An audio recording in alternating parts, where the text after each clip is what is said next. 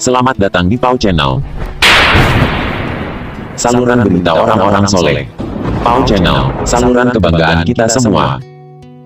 Sebelum menginjak kisah berikut, silakan tekan tombol subscribe dan like, agar tidak ketinggalan info berikutnya. Terima kasih.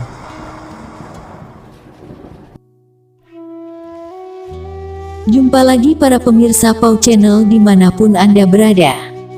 Pau Channel adalah sebuah channel yang menyajikan kisah-kisah religi penggugah hati. Semoga para subscriber dan pemirsa yang budiman dimanapun Anda berada, dalam keadaan yang sehat walafiat, lancar rezekinya, terhindar dari segala mara bahaya, serta diberikan berkah hidupnya, keluarganya, dan tidak kurang dari sesuatu apapun. Amin ya robbal alamin. Kali ini Pau Channel akan menyuguhkan sebuah kisah tentang Hoang Hoing jadi kaya. Selamat menyaksikan. Siapa sih yang enggak mau jadi orang kaya? Punya uang banyak, harta berlimpah, beli apa saja mudah. Kekayaan bisa didapat dengan banyak cara, salah satunya adalah dengan kerja keras. Namun kadang kerja keras kita tidak kunjung membuat kita menjadi kaya, karena rezeki sudah ada yang mengaturnya. Sehingga terkadang kita butuh seseorang yang manjur doanya, untuk memohonkan kita kepada Allah, agar Allah berkenan menjadikan kita sebagai orang yang kaya raya. Seperti contoh kisah berikut. Pada suatu hari, seorang Tionghoa bernama Koh Bun Fat sowan kepada Mbah Kiai Holil. Dia bermaksud untuk meminta pertolongan kepada Kiai Holil agar bisa terkabul hajatnya. Pak Kiai, saya minta didoakan agar cepat kaya. Saya sudah bosan hidup miskin, kata Koh Bun Fat dengan penuh harap. Melihat permintaan Koh Bun Fat itu, Kiai lantas memberi isyarat menyuruh mendekat. Setelah Koh Bun Fat di hadapan Kiai Holil, tiba-tiba Kiai Holil menarik tangan Koh Bun Fat dan memegangnya erat-erat seraya berucap aneh. Sa'afu lisanatan. Hoang hoang, hoing hoing, pak wang, hoang noang tur cetur, salang kacetur, sugi, sugi, sugi. Suara Kiai Holil dalam bahasa yang tidak dimengerti. Setelah mendapat doa dari Kiai Holil itu, Koh Bun Fat benar-benar berubah kehidupannya, dari orang miskin menjadi kaya. Begitulah kemanjuran doa orang kuno. Meski aneh, tapi kenyataannya dikabulkan oleh Allah Subhanahu wa Ta'ala. Untuk itu jangan sekali-kali kita meremehkan doa orang kuno, meskipun sangat aneh dan tidak mengerti maknanya, karena bisa jadi doa mereka justru yang dikabulkan oleh Allah. Jangan pula kita menyombongkan diri karena doa kita selalu dikabulkan oleh Allah. Bisa jadi doa orang di sekitar kita yang menyebabkan doa kita terkabul. Seperti kisah berikut dengan judul Meski rajin berdoa, si abang melihat hidup adiknya tidak berubah. Tetap saja nestapa, tapi lihat apa yang terjadi selanjutnya. Terharu hati ini ketika membaca sebuah kisah tentang dua bersaudara, si adik dan si abang, yang ditinggal kedua orang tua mereka. Si abang ingin hidup kaya dan punya istri cantik, sementara si adik hanyalah orang biasa yang buta huruf.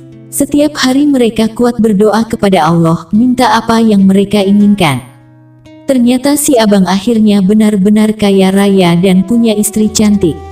Namun akhir kisah ini sungguh mengharukan. Yang pasti ada pelajaran di balik keberhasilan yang kita capai selama ini. Bukan hanya berkat doa kita saja, tapi doa dari orang tua dan keluarga. Ini kisah mengenai seorang abang dan adik. Keduanya adalah anak yatim lagi miskin.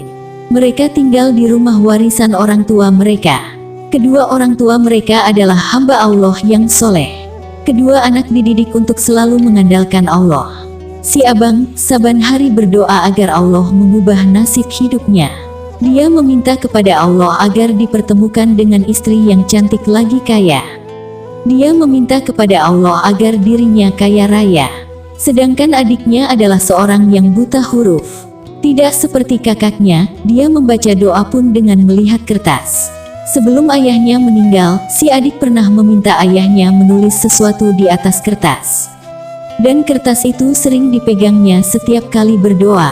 Akhirnya Allah mempertemukan si abang dengan seorang perempuan yang cantik lagi kaya. Si abang seperti mendapat durian runtuh dan kehidupannya terus berubah. Dia keluar dari rumah warisan itu dan meninggalkan adiknya. Si abang akhirnya kaya raya, bahkan semakin kaya ketika dia membuka bisnis. Dia sudah mulai alpa dengan Allah, salat sering tidak tepat waktu, jarang membaca Al-Quran. Namun dia tidak pernah lalai untuk meminta kekayaan dari Allah. Kalau masalah bisnis, maka berbondong-bondong permintaannya kepada Allah. Dan ajaibnya, Allah tetap memberi apa yang dia minta. Si abang merasa dirinya adalah orang istimewa. Sementara si adik hidupnya tidak berubah. Dia masih seorang sederhana, dengan kelemahannya sebagai seorang buta huruf. Dia tetap setia menjaga rumah warisan. Meski rajin berdoa, si abang melihat hidup adiknya tidak berubah. Lantas satu hari ketika mengunjungi adiknya, si abang berkata dengan sombong, "Kamu berdoa kuat juga. Tengok aku, berdoa kepada Allah langsung dikabulkan. Sementara kamu ini tak bisa dekat dengan Allah. Berdoa saja masih lihat kertas." Si adik hanya tersenyum saja. Dia suka kakaknya menegur karena baginya, teguran abang amat berarti. Adiknya terus hidup sederhana, di dalam rumah warisan, dengan berdoa sambil melihat kertas setiap hari. Dan kehidupannya tetap tidak berubah. Tidak menjadi kaya seperti abangnya. Satu hari, si adik meninggal dunia. Ketika si abang bersih-bersih rumah warisan, dia menemukan secarik kertas. Kertas itu adalah kertas yang adiknya sering pegang ketika berdoa. Si abang tiba-tiba terisak ketika membaca kertas kecil itu.